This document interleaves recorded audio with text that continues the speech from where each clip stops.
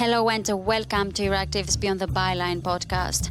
I am Georgi, and this week our podcast is focusing on the Pandora Papers, the massive leak of financial documents that allegedly ties 27 EU politicians and global figures. Who was on the list and what were the reactions? We are also talking about the meeting of EU environment ministers in Luxembourg, the topics that fell on the table, the concerns over the energy prices, COP26 and the Fit for 55 climate package.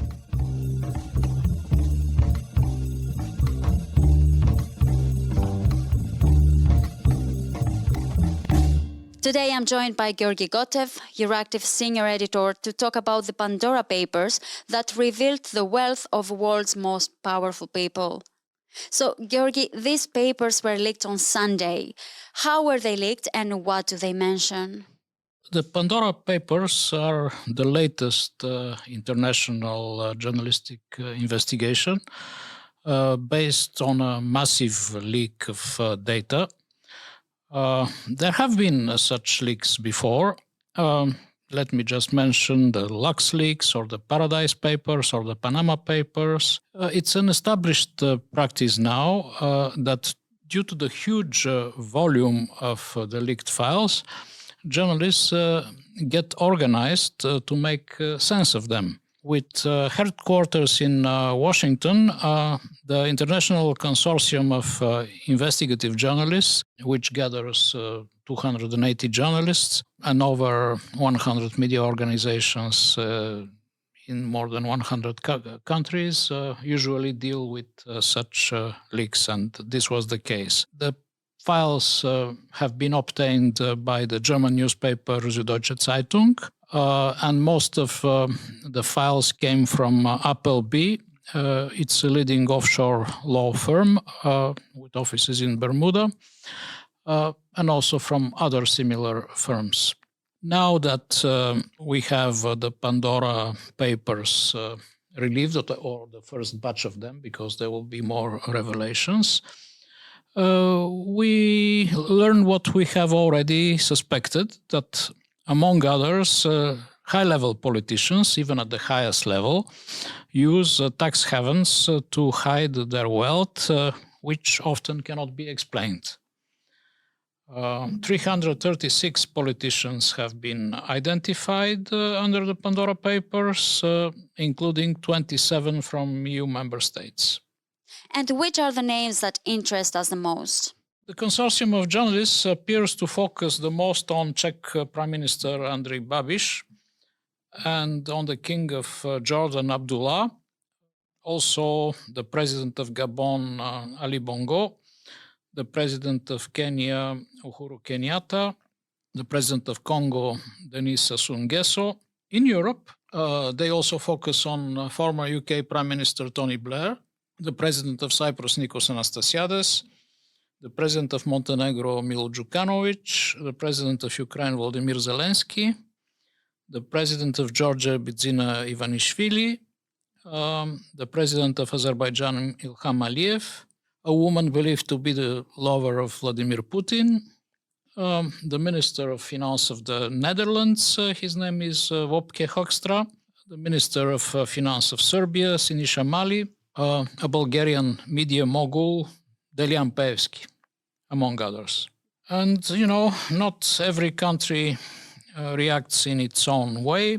I mentioned Peevski. In Bulgaria, there is a lot of interest around him because over the last year, he has become the symbol of a mafia type of system which depletes the country of the public money to the profit of people like him. And I noticed that in other countries, there have been less reactions. Mm-hmm. And you mentioned Prime Minister Babiš, and it's not the first time that his name is connected to corruption. A couple of months ago, I had an interview with Aneta Zachova from EURACTIV Czechia, who was actually explaining the reasons behind it. Indeed. So it's not a surprise. By the way, I'm a journalist and I wasn't surprised by any of the names. But for me, it's disturbing that leaders of several countries which want to join the EU are highlighted. I'm referring to Ukraine, Georgia, Montenegro, Serbia. What does it mean for the political status, the fact that they were mentioned in the papers? I doubt that there will be a big impact, but in general, I'm skeptical. These people either deny the revelations or explain that their links to tax havens were in a period when they were not holding public office and so on. Mm-hmm. And I assume there were reactions on national and European level. What were these reactions, and do you think there will be any action taken? The leaks came at a very bad moment for the European Union because EU finance ministers took 3 countries out of the EU blacklist of the tax havens, and they ignored the advice of the European Parliament. So the members of Parliament held a session at short notice. They were very angry. They harshly criticized the member states for this laissez-aller. Some said, what can you expect from member states when acting prime ministers, we already mentioned Babiš, and ministers such as the Dutch minister Hoekstra are taking advantage of tax havens? Can we really assume that they will do something serious about tax haven? The members of parliament mentioned proposals to rein in tax evasion and money laundering in the future. In particular, Green and Social Democrat politicians said they wanted the blacklist to include more countries. There was an interesting statement by Radosław Sikorski, a Polish MEP from the EPP, well-known name, former Polish foreign minister. He was much more radical. He asked the Commission why the EU could not make it legal for European companies and citizens to make it illegal to hold accounts in blacklisted countries. In terms of reaction, the Commission was initially very cautious. During the debate, Economic Commissioner Paolo Gentiloni announced that the Commission would present before the end of the year a legislative proposal to fight the use of shell companies to avoid taxes. So let's see that. And in contrast, the US said that they would look carefully into the investigation. Well, thank you, Georgi, for joining me today.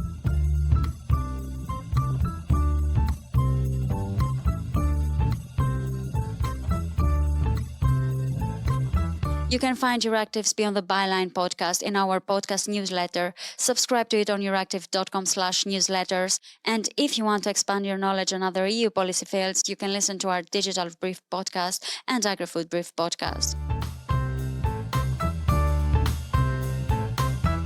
And now traveling to Luxembourg and meeting EURACTIV's Energy and Environment reporter Kira Taylor, we will talk about the meeting of the EU ministers.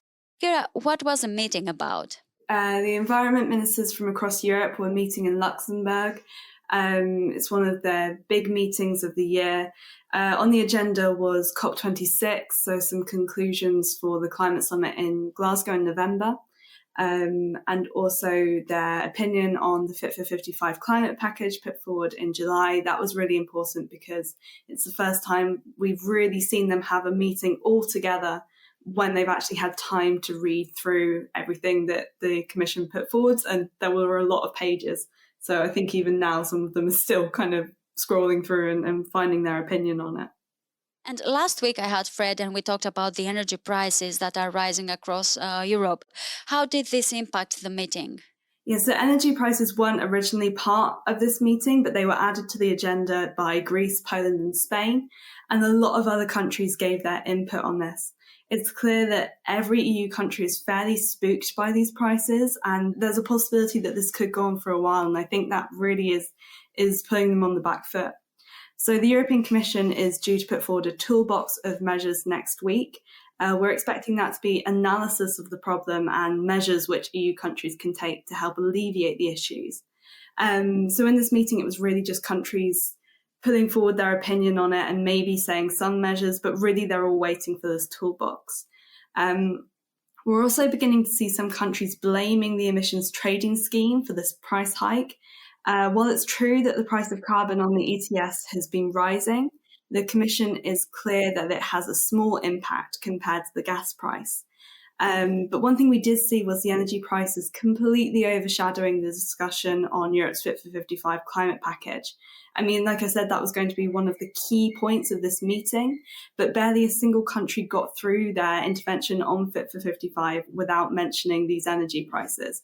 So it's really beginning to be a bit of a stumbling block for this discussion on climate action in the EU. Mm-hmm. And what were different EU countries' approach for the Fit for 55 climate package? I think we saw a huge amount of concern about the planned extension of the emissions trading scheme to cover buildings and road transport. Almost every EU country was against this idea. They're citing concerns particularly around energy poverty and this new ETS increasing the levels of energy poverty in Europe. Later, I asked the European Commission what they were going to do to persuade EU countries to get on board with this.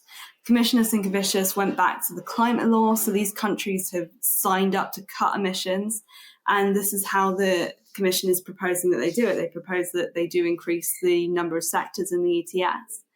And this package can't really be agreed without the ETS, so somehow they do need to get these countries on board, and I think at the moment they are still just very much defending it, but there's not that line of communication as to why it's the best idea. There was also discussion around forestry. So several EU countries are concerned by what they call a lack of balance in the forest strategy that the Commission also put forward in July.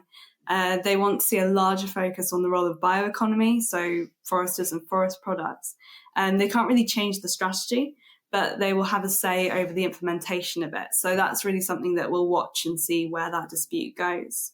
Environment ministers also finalized their stance for COP26. What does this mean going into COP? Well, firstly, it means that Europe will go in with a unified position. That wasn't the case at the beginning of the week. A few countries led by Poland were blocking the conclusions because they were concerned about what are called common timeframes. So these common timeframes are where countries that have signed up to the Paris Agreement agree to a review of their climate action every X number of years. So it's wanted to be every 5 years, but Europe currently does it every 10.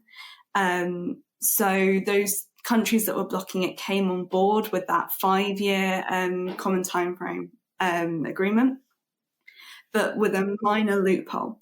So they've agreed to the 5-year timeframe as long as it's agreed by everyone else.